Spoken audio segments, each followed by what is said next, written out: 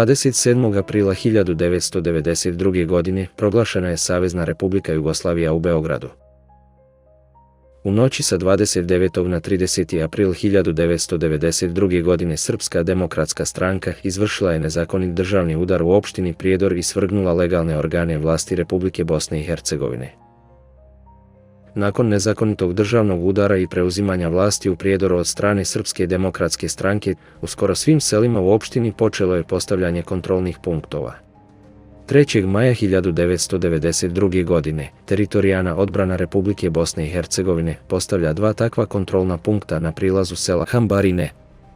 U Hambarinama je 96% stanovništva bilo muslimanske odnosno bošnjačke narodnosti. 12. maja 1992. godine na skupštini tzv. Srpske Republike Bosne i Hercegovine donešena je odluka o osnivanju Vojske Srpske Republike Bosne i Hercegovine. Na istoj skupštini je usvojeno 6 strateških ciljeva srpskog naroda u Bosni i Hercegovini.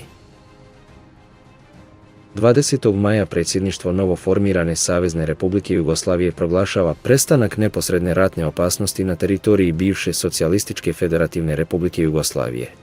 Isti dan, predsjedništvo samoproglašene Srpske Republike Bosne i Hercegovine donosi odluku o opštoj javnoj mobilizaciji svih muškaraca od 18 do 60 godina i žena od 18 do 55 godina starosti.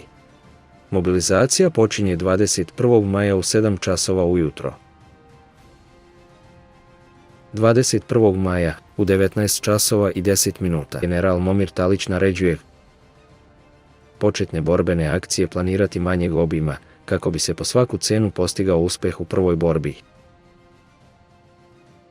22. maja krizni štab opštine Prijedor donosi odluku o izvršenju mobilizacije i poziv da se svi odmah jave u svoje jedinice, a oni koji nisu raspoređeni u vojni odsjek, odnosno kasarnu Žarko Zgonjanin na Urijama u Prijedoru.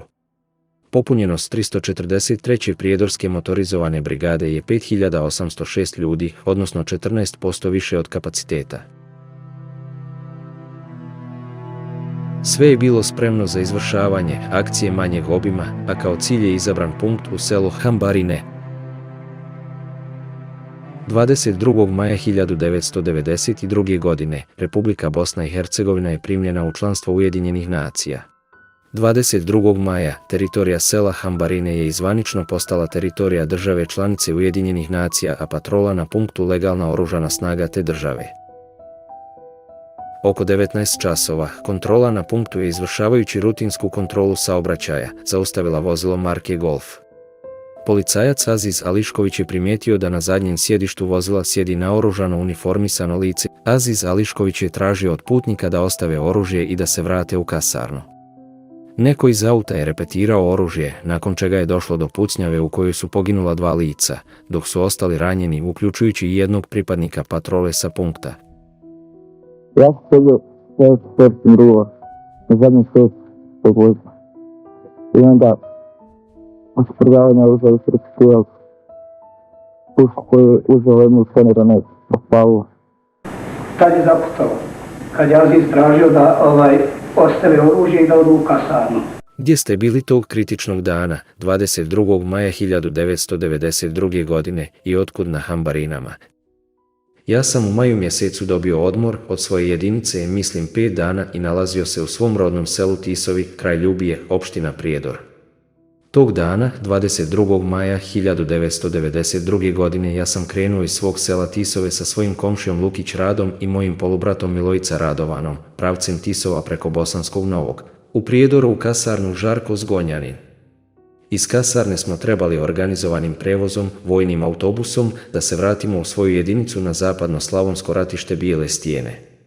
Međutim, organizovani prevoz nije taj dan bio uspostavljen, pa mi je u komandi kasarne Žarko Zgonjanin rečeno da se ja i ostale kolege vratimo kući do 24. maja 1992. godine, kada ćemo biti prevezeni do Bijelih Stijena. Ja sam tog kritičnog dana 22. maja 1992. godine zajedno sa mojim polubratom Milojica Radovanom i komšijom Lukić Radom krenuo na autobusnu stanicu Prijedor da sačekamo autobus za Ljubiju, odakle bi dalje krenuli za naše selo Tisova. Na stanici smo čekali oko 30 minuta. Nakon toga nailazi naš komšija Lulić Milenko sa putničkim vozilom Golf. Sa njim u vozilu su se nalazili još Mijatović Siniša iz Ljubije, Antunović, Nedeljko moj komšija iz Tisove.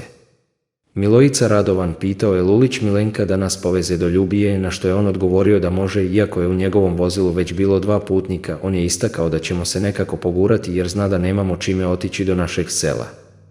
Nakon toga komšija Lulić Milenko otvorio je gepek na Golfu i ja sam svoju transportnu torbu stavio u gepek, a to je učinio i Milojica Radovan i Lukić Rade, a svoje lično naoružanje, automatsku pušku, Lukić i Milojica ponijeli su u auto i držali na krilu.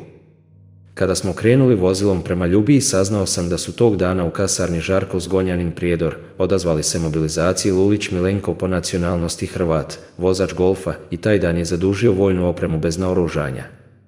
Isto tako sa njim vojnu opremu je zadužio Antunović Nedeljko, također Hrvat, i treći Mijatović Siniša po nacionalnosti Stbin, otac Srbin, majka Hrvatica. Vojnu opremu koju su zadužili bila je gepeku Golfa, uvezana u 3 šatorska krila bez ličnog naoružanja. Mi smo nakon ukrcavanja stvari posjedali u putničko vozilo Golf, kao što sam već istakao. Lulić Milenko je vozio, a na mjestu suvozača je bio Antunović Nedeljko, a na zadnjem sjedalu smo bili ja, Milojica Ratko, Milojica Radovan, moj polubrat, Lukić Rade i Mijatović Siniša. Negdje oko 18:30 časova mi smo krenuli pravcem autopska stanica Prijedor preko Hambarina za Ljubiju i dalje za Tisovu. U vožnji Milojica Ratko pitao je Lulić Milenka da li je sigurno ići za Ljubiju preko Hambarina, jer smo čuli da muslimani već na nekim mjestima oko Prijedora postavljaju svoje kontrolne punktove. Lulić je odgovorio da muslimani drže punkt na Hambarinama i da kontrolišu ko prolazi. Ja sam to jutro, kako sam već rekao, na ratište krenuo preko Bosanskog Novog, a zadnji put sam prošao preko Hambarina 5 dana ranije i punkta nije bilo. Selo Tisova je udaljeno od Prijedora oko 36 km ako se ide preko Ljubije i Hambarina. Svjedok je izabrao skoro duplo duži put preko Bosanskog Novog na zapad, da bi se ponovo vratio na istok prema Prijedoru. Svjedok nije objasnio kojim prevoznim sredstvom je stigao do Bosanskog Novog. Dalo bi se zaključiti da je svjedok izabrao duži put, upravo da bi zaobišao punkt u Hambarinama. Također je teško vjerovati da bi se svjedok uputio na tako dalek put, a da prvo ne bi provjerio da li je obezbijeđen prevoz, tako što je mogao doći do obližnje Ljubije u kojoj su bili vojni punktovi i komanda, pa je neko mogao nazvati kasarnu da provjeri. Svjedok dalje kaže da je nakon što je vraćen iz kasarne čekao autobus za Ljubiju, pa opet nije jasno zašto i u polasku u kasarnu nije išao kroz Ljubiju, već u povratku iz kasarne. Svjedok dalje kaže da je 5 dana ranije prolazio kroz Hambarine, dakle 17. maja, i da nije bilo punkta, što je nemoguće, jer je punkt postavljen 3. maja.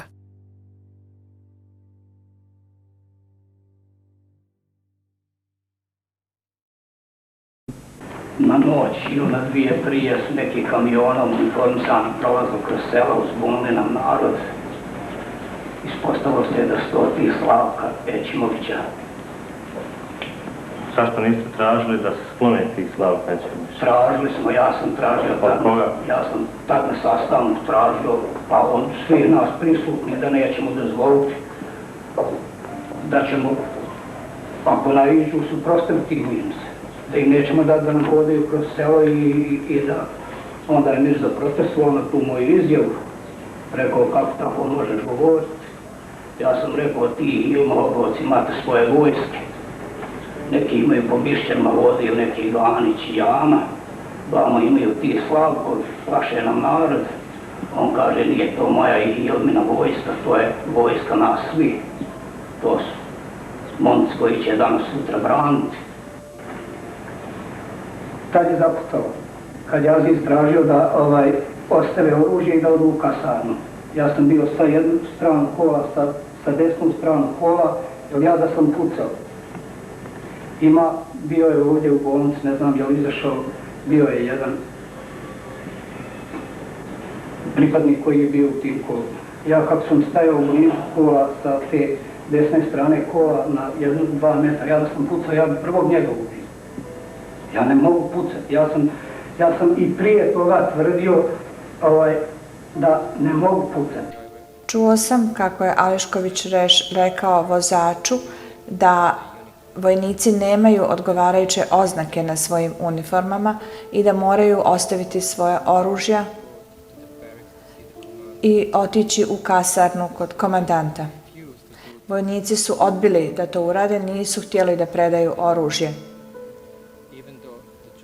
Iako ih je vozač ubjeđivao da neće imati problema, jer on lično poznaje Aziza Ališkovića. Nakon odbijanja vojnika da se razoružaju, na vozilo otvorena vatra. Imao sam osjećaj da se puca sa svih strana. Dvojicu vojnika su ubili, a četvoricu ranili. Poginuli su Rade Lukić i Radovan Milojica, a teško ranjeni Ratko Milojica i Siniša Mijatović. Kasnije te večeri izdat je ultimatum stanovnicima Hambarina. Kroz centar Prijedora je prošao tenk na kojem su bili srpski vojnici koji su radosno klicali. Tu noć su okupacijske snage ispalile 2 do 3 tenkovske granate prema punktu, ali nisu ulazili u selo jer su se vršile pripreme na artiljerijski napad na civilno stanovništvo. U slučaju Hambarina jasno je da je to što su ljudi koji su bili angažovani na kontrolnom punktu zaustavili automobil sa nekoliko pripadnika srpskih oružanih snaga bio defenzivni čin, čiji je cilj bio da se spriječi opasnost koju bi oni mogli da predstavljaju po mještane. Na kraju krajeva, čak je nebitno ko je prvi pucao, navodna reakcija je već bila pripremljena, što se može zaključiti na osnovu položaja snaga koje su granatirale selo i broju angažovanih vojnika. Srpske vlasti su incident u Hambarinama i Kozarcu iskoristile kao izgovor za započinjanje sveobuhvatnog oružanog sukoba u toj opštini, usmjerenog protiv civilnog stanovništva i nesrpskih paravojnih snaga. To je bio povod koji je Srbima omogućio da upotrebe nadmoćnu vojnu silu kojom su raspolagali kako bi postigli prva 2 strateška cilja srpskog naroda.